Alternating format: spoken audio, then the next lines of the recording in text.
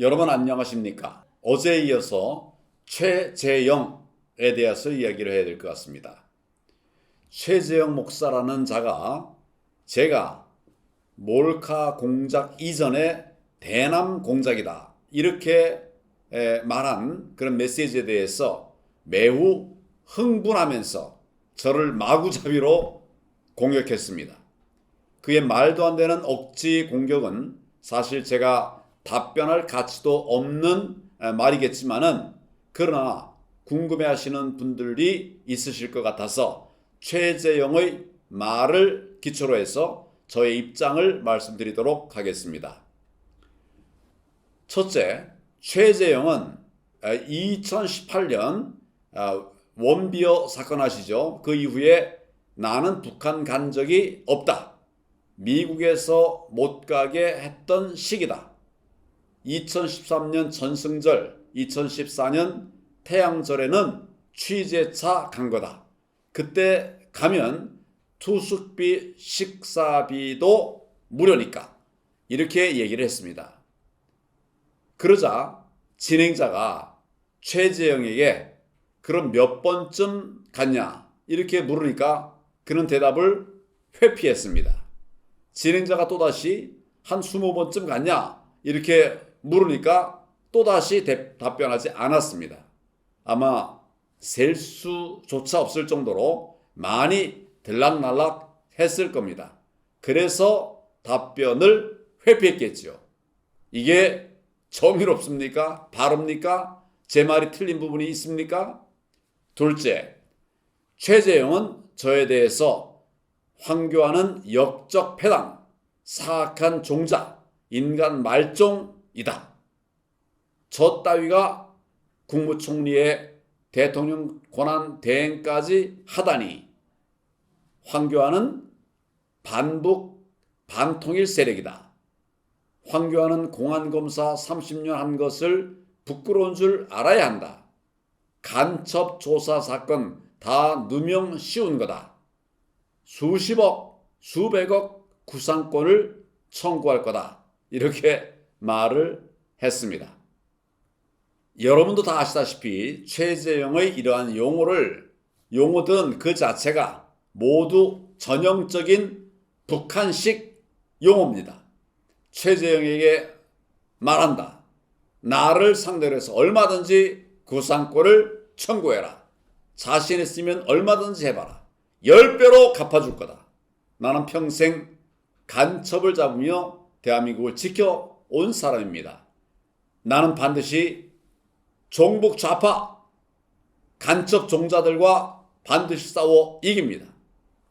셋째, 최재형은 또 박철 참사관 문제를 얘기하면서 제부 인사 묘 65명의 묘비에 사진이 없길래 사진 넣어주려고 자신이 애를 많이 썼다고 했습니다. 그런 자신에게 훈장을 주지는 못할 망정 국가보안법 위반이라는 이런 말도 안 되는 이런 말을 했다. 저를 그렇게 탓했습니다. 그런데 제북인사 묘 자체가 북한의 전형적인 선전선동 도구입니다. 최재형은 북한의 선전선동의 앞잡이 역할을 철저히 수행 중인 것이죠. 그 이상도 그 이하도 아닙니다. 넷째, 최재형은 북한에 종교의 자유가 있다고 말한 적이 한 번도 없다. 이렇게 말하면서 억압하거나 탄압하지 않고 그렇다고 권장도 안 하고 방치하듯이 종교의 자유를 주고 있다. 이렇게 말을 했어요. 이게 뭔 말입니까? 이 얼마나 모순된 말입니까?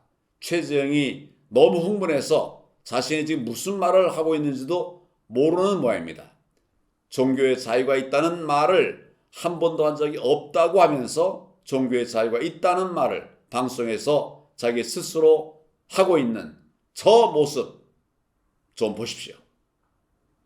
다섯째, 최재형은 북한의 지하교회는 존재하지 않고 가정교회 시스템이라고 그렇게 주장하면서 북한은 남한과 달리 지도자가 전체 북한 주민 한 사람 한 사람을 다 내려다볼 수 있는 그런 체제다. 이렇게 말을 했습니다.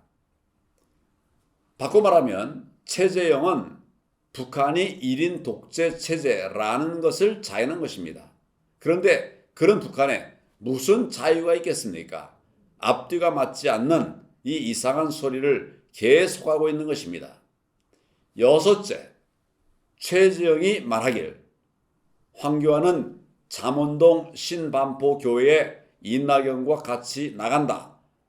대신 교단이다. 이렇게 말을 했습니다. 이건 아마 여러분도 다 아실 거예요. 정말 이거 자체가 사실이 틀렸습니다. 저는 그게 글쎄요, 전체적으로 아마 두세 번, 서너 번 갔을 거예요. 제가 다른 일정에 바빠서 제 교회, 목도에 있습니다. 그 교회 갈 형편이 안 될 때 막 그런 얘기를 했겠죠. 가짜 뉴스입니다. 저는 정말 57년 동안 제가 지금 다니는 교회에 다니고 있는데 목동에 있는 침례 교회입니다. 일곱 번째, 최재형은 저희 아내에 대해서도 말을 했습니다. 기독교인이라고 하면서 아내가 찬송가 테이프만 만들어서 팔고 다니면서 뭐 이렇게 표명을 했어요. 우리 아내가 찬송가 테이프 만들어서 팔고 다녔다. 대한민국은 종교의 자유가 있는 자유민주주의 국가입니다. 24년 전에 아내가 찬양 음반을 만들었습니다. 그래서 기독교 서점에서 판매했습니다. 그 기획사가 판매한 거죠. 그게 무슨 문제가 되는 겁니까? 최재형 목사, 그 자신이 목사라면서 어떻게 이런 얘기를 합니까? 찬양 음반 만든 것이 잘못입니까? 팔고 다닌다는 것은 또 무슨 그런 표현이 있습니까? 제 아내가 기독교 서점에서 유통된 것 이외에는 개인적으로 집회에서 자신의 음반을 판다 이렇게 한 번도 한 적이 없습니다. 여덟째, 최재형은 황교안이 대남 공작이라고 누명 씌웠으니 증거 또 근거를 대지 않으면 수억의 배상금을 내게 하겠다. 이렇게 말을 했습니다. 제가 최재형에게 경고합니다. 얼마든지 해라. 나는 나라를 지키는 최전선에서 싸워왔다. 나를 이길 자신 있으면 얼마든지 해라. 나는 반드시 승리하고 그 죗값을 갚아줄 것이다. 아홉 번째, 최재형은 진행자가 해외 언론에 함정 취재라는 부분을 빼고 송구한 것, 이것에 대해서 질문을 하자 그 질문에 대해서 답변을 회피하고 얼른 다른 얘기로 말을 돌렸습니다. 되물어도 다시 그런 행태를 보였습니다.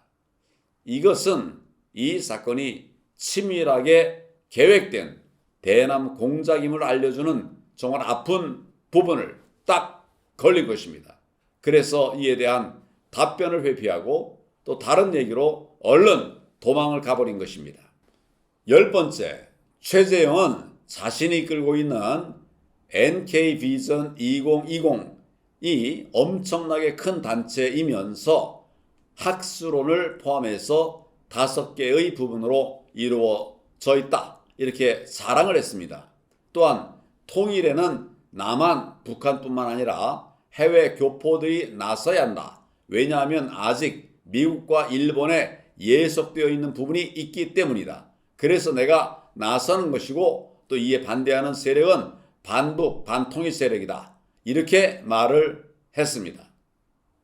여러분, 그 엄청난 규모의 단체를 이끄는데 필요한 막대한 비용은 과연 누가 대고 있는 것일까요?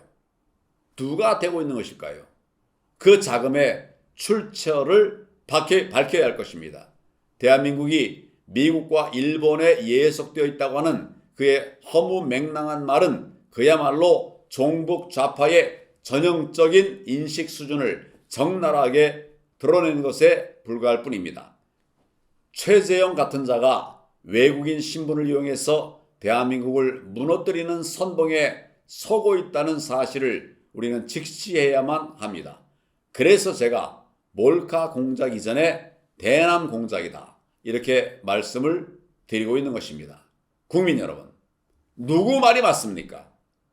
함께해 주셔서 감사합니다.